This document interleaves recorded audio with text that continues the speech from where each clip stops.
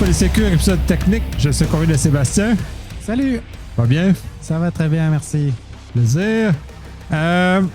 Aujourd'hui, on va parler du réseau en Kubernetes. Pour moi, c'est un mystère assez intense. Mes premières expériences ont été un peu hasardeuses de ce côté-là. Fait que je vais t'essayer d'expliquer comment ça fonctionne, d'où ça part, puis ensuite, on va voir d'où c'est rendu maintenant. Ouais, je te confirme, c'est un mystère. C'est un mystère pour moi aussi. Pas parce que...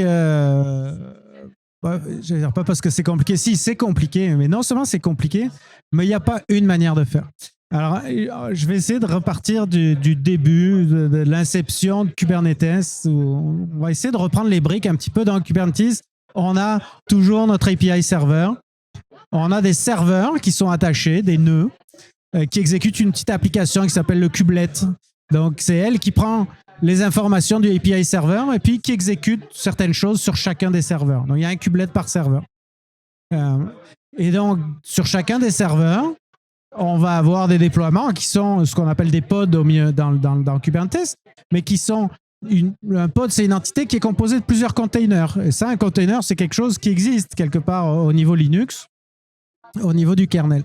Donc, en général, dans un cluster Kubernetes, on a donc des serveurs qui ont chacun une IP. En général, ils sont sur le même LAN, sur le même réseau routable. Donc, les serveurs peuvent se parler entre eux.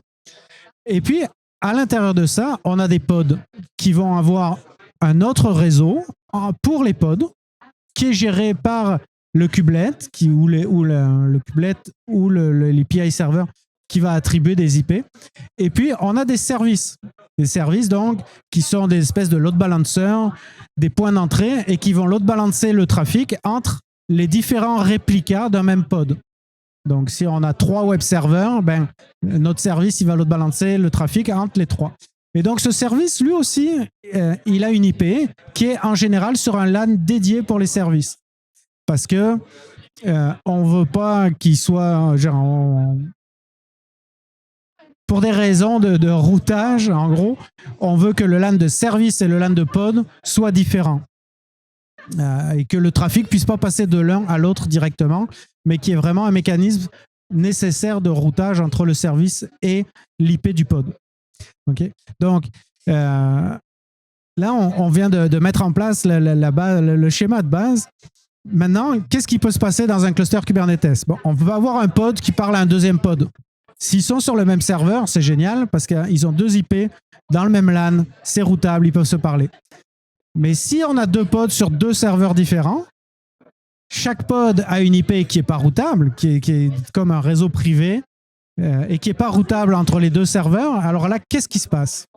Bon, mais là, la décision qui a été faite au départ de Kubernetes, ça a été de mettre en place un système de routage, de réécriture de ports et d'IP qui a été basé sur iptable, qui est le firewall par défaut de Linux. Et donc, qui, de par une certaine connaissance, ou en tout cas le kubelet va venir modifier les règles de firewall, les règles de routage, de masquerading et ainsi de suite, pour dire, le pod qui a l'IP là-bas, que tu ne sais pas comment y aller, en fait, pour y aller, il faut que tu passes par l'IP de la machine pour te retrouver de l'autre côté jusqu'à l'IP de l'autre machine qui contient le pod. Et donc, il y a tout un mécanisme comme ça qui est transparent pour l'utilisateur. On peut très bien utiliser Kubernetes et ne jamais aller mettre le nez là-dedans. Et ça va marcher tout seul. Donc ça, c'est un deuxième cas de figure. Donc, un pod qui parle à un pod sur une autre machine. Il y a un troisième cas de figure, mais quelque part qui ressemble, c'est... je veux parler, moi je suis à l'extérieur du cluster et je veux parler à quelque chose qui est à l'intérieur du cluster. Donc je veux parler à un service qui est à l'intérieur quelque part. Donc ça me prend un point d'entrée dans le cluster et puis on va taper dans un service qui est sur son LAN spécial. Et donc là, il faut encore une fois que ce qui sort du service, on décide soit de le donner à un pod qui est local sur la même machine, soit un pod qui est distant sur une autre machine. Donc là, encore une fois, on rentre dans notre logique d'iptable et de règles de réécriture et de forwarding et ainsi de suite pour décider à qui on va envoyer le paquet. Et de l'autre côté, quand le pod sur l'autre machine doit répondre, lui aussi, il y a toute une problématique de dire mais qui était la machine originale qui a eu la connexion et à qui il faut que je renvoie le paquet? Donc, c'est ça. Il y a toute une logique compliquée. Donc, un des premiers réseaux qui a été implémenté et qui a fait toute cette logique en utilisant le firewall de Linux, c'est Flanel. Donc, c'est le réseau de base et très souvent, quand on installe un cluster Kubernetes, c'est le réseau qui est utilisé de base. On s'est rendu compte assez rapidement que ça scalait difficilement parce que quand tu te retrouves avec 10 000 règles IP table, le firewall de Linux, il commence à plus savoir quoi faire.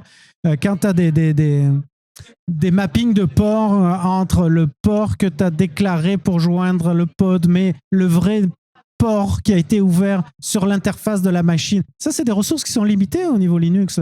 Donc, à un moment donné, soit tu peux ne plus en avoir, soit tu peux en avoir tellement que tu n'as plus assez de mémoire pour les bufferiser et pour garder en mémoire quel paquet a été translaté sur quel port et sur quel IP. Donc, voilà, ça pose des problématiques. Donc, il y a des gens... Ouais, ça crée un overhead assez extraordinaire. D'un côté, c'est tout un aspect de la magie de Kubernetes, c'est justement d'arriver vers une couche d'abstraction très, très importante par rapport à cet élément-là. C'est-à-dire que l'utilisateur ne le voit pas, mais toute cette logique de discussion entre les pods sur différentes machines est complètement invisible. Ça, je trouve ça fantastique d'avoir fait ça, mais effectivement, ce modèle-là, il y a des limites très importantes et quand on grandit, les classeurs grandissent, ça a fini par pas être viable. Exactement. Donc, ça, c'était la base. Au tout départ de Kubernetes, c'était pas vraiment configurable, ce truc-là, mais très rapidement, les développeurs se sont rendus compte que ça prenait autre chose. Et donc, ils ont décidé de sortir cette logique de couche réseau du corps de l'API, du corps du logiciel. En gros, ils l'ont externalisé. Et ça, c'est devenu un plugin et qui s'est appelé le CNI, donc qui est le Cluster Network Interface plugin.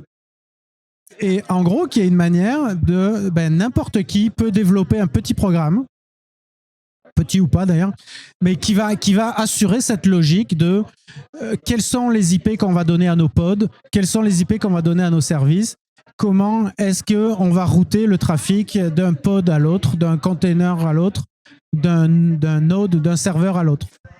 Voilà. Et donc, quand ça a été fait, ça a ouvert la porte à des gens comme Calico, par exemple, qui se sont dit, eux, c'est vrai que le système de routing avec la réécriture d'IP et ce genre de trucs, c'est compliqué, et puis ça prend des ressources, et puis c'est pas ce qu'il y a de plus efficace. Qu'est-ce qu'on a d'autre d'efficace qui existe et qu'on utilise dans le réseau à grande échelle pour faire du routage à l'heure actuelle? On utilise BGP. Et donc, il y a eu une implémentation avec un routing qui était basé sur BGP, le protocole BGP, donc une autre manière de décrire comment on veut router le trafic et une manière de comment transmettre cette information de routage entre différents nœuds, donc entre différents serveurs en l'occurrence dans notre cas. Voilà. Donc, ainsi est né Calico. Et l'avantage, entre autres, d'utiliser certains modèles, c'est que ça a ouvert la porte à mettre en place des network policies. Voilà, donc les network policies de base, le plus simple qu'on peut imaginer, c'est est-ce que ce pod a le droit de parler à ce pod-là? Alors, par défaut, il faut le savoir, par défaut, dans Kubernetes, tout est ouvert. Donc, en gros, n'importe quel pod de n'importe quel namespace peut parler à n'importe quel autre pod, peu importe où il soit dans le cluster. Ça, c'est la base dans Kubernetes, c'est zéro sécurité au niveau réseau. Donc, il y a des gens qui attendaient avec pas mal d'impatience des choses comme Calico. Alors, de mémoire, Calico a été un des premiers à implémenter les network policies. Il y en a eu d'autres. Il y a Weaveworks qui a travaillé aussi sur d'autres solutions dont je ne me souviens plus, qui existent peut-être encore. Je ne sais pas à quelle ampleur ça peut être utilisé, mais bref. Donc, les network policies, c'est ça. Alors, il y a une problématique côté réseau, parce qu'il faut effectivement instrumentaliser la couche réseau pour dire ce paquet-là, il passe ou il passe pas. Et il y a une partie au niveau de l'API de Kubernetes. Donc, ça, c'est des Custom Resource Definition qui permettent de décrire qu'est-ce qu'on met, comment se forme, comment s'écrit une policy au niveau réseau. Donc en général, c'est tel pod peut parler à tel autre pod sur tel port, ou alors les choses de tel namespace peuvent parler à tel autre namespace. Voilà, en tout cas, il y a plusieurs granularités qu'on peut venir modifier à l'intérieur de nos policies. Mais donc, sachez que donc, ça dépend de notre CNI, donc, qui est la couche réseau de notre cluster. Certains CNI implémentent des network policies et d'autres ne le font pas. Ça devient très intéressant d'avoir des policiers à ce niveau-là parce qu'on est capable de réussir d'un point de vue plus macro, de façon plus générale, des éléments qui viennent contrôler ces éléments-là d'un point de vue réseau. Ça vient, à certains égards, ça donne la capacité de donner tout ce qui est zéro trust, par exemple, être capable de le déployer à ce niveau-là au lieu de le configurer par chacun des pods qu'on met en place. Ben là, on peut le mettre de façon massive dans lequel on est capable de le configurer de façon end-state, c'est-à-dire on est capable de définir comment on veut vraiment déployer nos différents éléments. Sécurité réseau qui permet justement au pod, entre autres, de se contrôler, de ne pas devenir un espèce de fouillis. Et puis d'un point de vue sécurité, moi je regarde la zone de déflagration, mais on est capable de segmenter correctement la zone de déflagration pour le limiter et revenir à ce qu'on cherchait à faire hors Kubernetes, on est capable de l'importer et de façon probable, à mon avis, beaucoup plus simple parce que dans une policy, c'est plus facile à mettre en œuvre que de commencer à configurer tous les éléments d'infrastructure que ça demanderait dans le réel. Là. Exactement. On repense ce qu'on faisait autrefois avec des firewalls au niveau du réseau, des équipements sur le réseau. On déporte ça en logique à l'intérieur de chacun des serveurs qui va autoriser ou pas le trafic. Alors, entre différents serveurs, voire même à l'intérieur de même serveur. Hein, puisque si on zoomait un petit peu sur qu'est-ce qui se passe quand on crée un pod, alors je vous rappelle, un pod, c'est un groupement de containers. Mais quand on crée un pod dans Kubernetes, la première chose qui arrive, c'est qu'on crée une interface virtuelle, une interface réseau virtuelle à l'intérieur du nœud. Et ensuite, les pods vont avoir des IP qui vont être attachés à cette interface réseau virtuelle. Voilà, donc comme on a une interface réseau, on peut l'utiliser comme entité pour définir des policies au niveau de notre firewall local. Et donc définir est-ce que ça peut parler à une autre interface réseau de notre pod ou pas. Ouais, c'était mon premier choc quand j'ai mis ça là, il y a quand même plusieurs années, puis de voir la quantité d'interface réseau monter avec des adresses IP, ça m'avait un peu déboussolé, disons, cet aspect-là. Mais là, le fait d'avoir un policy, justement, vient de nous cadrer correctement parce que, tu as des interfaces locales, mais interserveurs aussi, ça va être capable de contrôler tout ce qui est possible avec ça. C'est pas d'évolution parce que tu as parlé de la deuxième évolution avec BGP. Il y a eu techniquement une troisième évolution où on pourrait dire une troisième génération d'approche pour arriver à implanter ça de façon encore plus efficace. Exactement. Alors, dans les dernières années, il y a un nouveau style de firewall, mais je ne sais même pas si on peut appeler ça un firewall, qui s'appelle eBPF, donc eBPF. Je pense que c'est le pour extended, c'est le Berkeley Packet Filter. Donc, c'est un style de firewall qui est une manière de faire qui existait depuis longtemps, mais qui a été étendue, améliorée, et qui est lié très profondément à l'intérieur du kernel Linux.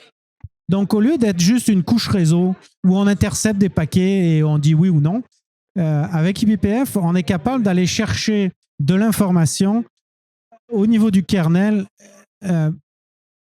à haut niveau, d'une part, et d'autre part, en exécutant à l'intérieur du kernel, alors attention, je ne suis pas un spécialiste, mais en userland, des micro-applications qui vont aller chercher de l'information dans le cluster, pas dans le cluster, dans le kernel, qui vont être capables de l'analyser et de faire des choses avec cette information-là. Un petit peu comme de la mutation dont on parlait. Donc, on va être capable d'aller chercher le paquet réseau qui doit sortir quelque part avant qu'il sorte et appliquer des choses sur ce paquet réseau. Donc, on va pouvoir créer des règles de routage à la volée, par exemple, Et ces règles de routage, comme elles sont générées à la volée, eh ben, elles peuvent être basées sur des policies. Donc, au lieu de générer des paquets, d'appliquer des policies pour voir si ça a le droit de sortir ou pas, on va être capable de regarder quel est ce paquet, où est-ce qu'il veut aller, de regarder la policy et de générer une route qui va l'envoyer au bon endroit. Donc, quelque part, la policy, au lieu d'être un firewall qui va filtrer l'événement, eh ben, ça devient une espèce de règle de routage qui va directement faire en sorte que le paquet va se rendre au bon endroit. Il ne peut pas aller ailleurs parce qu'il ne sait aller que là. Voilà. Donc, c'est le genre de choses qu'on peut faire avec BPF. Donc, c'est très évolué. C'est très configurable. Et donc, il y a des gens comme Cilium qui ont créé une CNI basée sur eBPF. Ça a été les premiers. Alors, Calico, maintenant, qui faisait du BGP, supporte ou a transitionné. Je ne sais pas s'ils ont complètement arrêté BGP ou pas, mais utilise aussi eBPF maintenant. Et donc, et comme on a cette espèce de contrôle dès la création quasiment du paquet ou du besoin de router quelque chose, on est capable de générer de l'information, de la méta-information qui va être associée à ce paquet-là. Et ça fait qu'on peut faire vraiment de la deep inspection. On peut aller inspecter quasiment à l'intérieur du kernel d'où sortent les paquets, où est-ce qu'ils vont, est-ce qu'ils sont autorisés ou pas à passer, sans que le paquet passe quelque part. Donc, on arrive à avoir une inspection totale et une vue de son réseau comme on n'avait jamais eu avant. Absolument. Puis justement, comme tu vois avant, même comme tu dis avant la création, tu enlèves l'overhead, de la surcharge. On crée le paquet, puis on attend qu'il soit filtré par une seconde étape. Là, filtré avant même d'exister en termes de réseau, ou quand s'il existe, ben, la route est faite au besoin quand il existe, quand il apparaît. Quand tout ça devient. Puis tu parles aussi d'instrumentalisation de ces éléments-là parce que ça peut aller très loin. Là. Exactement. Donc, c'est une autre manière de faire de la sécurité, ce nouveau mécanisme. Et comme tu le dis, ça enlève beaucoup de ressources, ça enlève beaucoup de contention sur la couche réseau. Alors évidemment, ça rajoute un petit peu de calcul au niveau du kernel, au niveau de... Donc, on a déplacé le mal un petit peu. Mais en termes de performance, au jour d'aujourd'hui, le système de routage avec eBPF est, je ne vais pas dire de nombre, mais peut-être 10 fois, 100 fois, 1000 fois plus rapide et performant que le système Flanel qu'on avait au départ de Kubernetes, et même plus performant que le système BGP de Calico. Ah, j'ai pas de doute là-dessus, puisque juste où l'action se déroule, il y a beaucoup moins de cycles CPU total qui est quand même consommé pour arriver jusqu'au bout du processus de filtrage que si on compare à du BGP. Ben là, tu dis ça, tu as beaucoup de couches et de re-réflexion à faire que si tu étais juste au nouveau kernel où tu as, somme toute, moins de cycles à faire, même si tu dis que ça consomme plus là, mais ça consomme moins globalement, puis ça retire de la latence en fou, parce que si on doit filtrer en IP Interval ou en BGP, ben, ta latence est induite et grandissante. Là, tu es directement kernel. Fait qu'il y a peu ou pas de latence supplémentaire qui est rajoutée. Fait que c'est très, très, très intéressant. Nous, de télémétrie, puis tu en parlais, ou l'instrumentalisation, c'est que tu es capable d'avoir quand même beaucoup d'informations sur ça. Mais c'est ça, on est capable d'avoir de manière native et quasiment... Donc, encore une fois, au lieu d'aller analyser le trafic, donc de devoir sniffer, comparer, mais là, on a l'information à la source. Donc, cette information-là, on peut directement la stocker là où on veut, donc dans notre logiciel de télémétrie ou de... donc, on a un accès direct à l'information, donc ça n'a pas de coût pour récupérer cette information-là. Et encore une fois, on a la vision à tous les différents niveaux du kernel, de par où, donc entre le routage, les différentes interfaces par où le paquet pourrait potentiellement passer au niveau du routage. On a toutes ces informations-là par défaut, sans devoir aller les chercher de manière complexe. Donc, on arrive à la fin, je pense que l'interface de Cilium s'appelle Hubble, comme le télescope. Donc, on arrive à voir de manière très précise où partent les paquets, où vont les paquets, s'ils sont réjectés ou coupés, à quel endroit est-ce qu'ils sont coupés et pourquoi. C'est la chose la plus proche qu'on avait à laquelle je pourrais faire un parallèle, c'est avec Istio. Donc Istio, il y a une interface qui s'appelle Kiali. Donc Istio, qui est un service mesh, l'idée c'était, on a un proxy à côté de chacun des pods. Donc quand un pod veut parler à un autre pod, le trafic passe par le proxy et le proxy, lui, s'attache, entre autres, c'est de prendre de la télémétrie là-dessus. Plus de faire de l'encryption, donc du mutual TLS par exemple, qui est une manière de dire je veux que ce pod il n'y ait que lui qui parle à lui. Donc on est capable de donner une identité, de valider l'identité et de crypter entre les deux le trafic. Donc ça c'est le côté la sécurité et supervision avec le service mesh, mais on a quelque chose au milieu. Ça veut dire que là on a généré des paquets qui sont descendus dans la stack réseau, qui sont remontés dans la stack du proxy, qui ont été analysés par le proxy, qui redescendent dans la couche réseau pour aller à l'autre pod, et puis c'est le même cirque de l'autre côté. Là, avec eBPF, on vient de couper tout ça. On intercepte au niveau du kernel l'information, on en déduit par où doit passer le paquet. Le paquet a une route, entre guillemets, directe jusqu'à l'autre pod de l'autre côté, ou l'autre container de l'autre côté. En vrai, on est capable, avec une micro-application, de faire une espèce de MTLS. On est capable d'encrypter le trafic, si on veut, d'un pod à l'autre. Et tout en récupérant la métrologie au milieu, sans avoir dû descendre profondément dans des couches réseau jusqu'à remonter pour être analysé par un proxy. Donc on vient d'économiser encore là-dessus. Donc en termes de performance, on est encore largement au-dessus. Oui, il y a un gain énorme par rapport à tout ça. Moi, ça fait pas le tour de ce que j'ai comme question. Est-ce qu'il y a d'autres éléments que tu aimerais aborder qu'on n'a pas couverts? Alors, le dernier élément dont on n'a pas vraiment parlé, c'est parce qu'au début, je disais, en général, on a un réseau privé pour les services, un réseau privé pour les pods, et puis on a du routing à faire. Et il y a quelque chose qui s'est mis en place il y a quelques années, et il y a plusieurs cloud providers qui ont embarqué là-dedans. C'est qu'à un moment donné, on s'est dit, mais pourquoi nos pods n'ont pas des IP routables, tout simplement, dans notre réseau? Donc, quand tu as des IP routables, c'est beaucoup plus simple parce que tu peux naturellement, le trafic qui sort d'un pod va aller au pod d'à côté. Il n'y a pas besoin de mécanisme, de route spéciale, de masquerading ou de je sais pas quoi. L'un parle à l'autre. Ça a beaucoup d'avantages. Quand on parle du trafic qui arrive de l'extérieur, par exemple d'un load balancer cloud, et qui doit envoyer le trafic entre 3 pods différents qui sont sur potentiellement des serveurs différents, au lieu de devoir savoir sur quel serveur ils sont, de faire des règles, encore une fois, de réécriture pour remonter jusque dans le pod, mais là, les pods, ils ont des IP routables. Donc, ça part du load balancer, ça tape directement dans le pod. C'est beaucoup plus direct. Alors, quand on fait ça et qu'on n'a pas la bonne couche réseau, par exemple, là, on perd le côté sécurité, on perd le côté, ou en tout cas, on en perd une partie.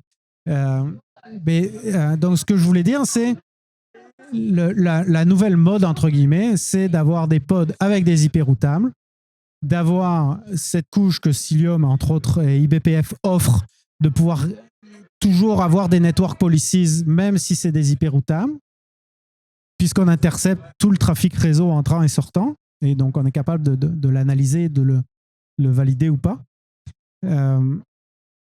Et c'était quoi mon dernier point? Écoute, je ne sais plus ce que j'allais dire, mais c'est la dernière tendance, et c'est ça, c'est que, par exemple, sur AWS, on peut très bien utiliser le CNI, donc qui est natif de AWS. Donc, on va utiliser la partie qui fait que AWS va donner des IP du réseau routable à nos pods. Ça, c'est AWS qui s'en occupe. Mais on est quand même capable de déléguer la partie CNI justement de sécurité, de règles de firewall, entre guillemets. On est capable de déléguer ça à Cilium. Voilà. Ce qu'on est aujourd'hui pas capable de faire avec Google Cloud, par exemple, mais Google Cloud a ce qu'ils appellent dans GKE le Data Plane V2, qui est une implémentation de Cilium. Donc, en fait, chez Google, tu le prends sur l'étagère, c'est eux qui le font pour toi. Chez AWS, tu peux le faire toi-même en utilisant donc la partie AWS pour donner des IP et la partie Cilium pour faire ton routage transparent et pour faire ta sécurité. C'est chouette, ces affaires-là. J'en conclus que c'est l'ensemble du sujet qu'on a vidé pour cette fois-ci. J'imagine qu'il y en aurait beaucoup plus à dire, mais pour aujourd'hui, je pense une bouchée à la fois. Excellent, je te remercie énormément. C'est toujours très plaisant ces rencontres. Merci à toi, Nick. Bonne soirée.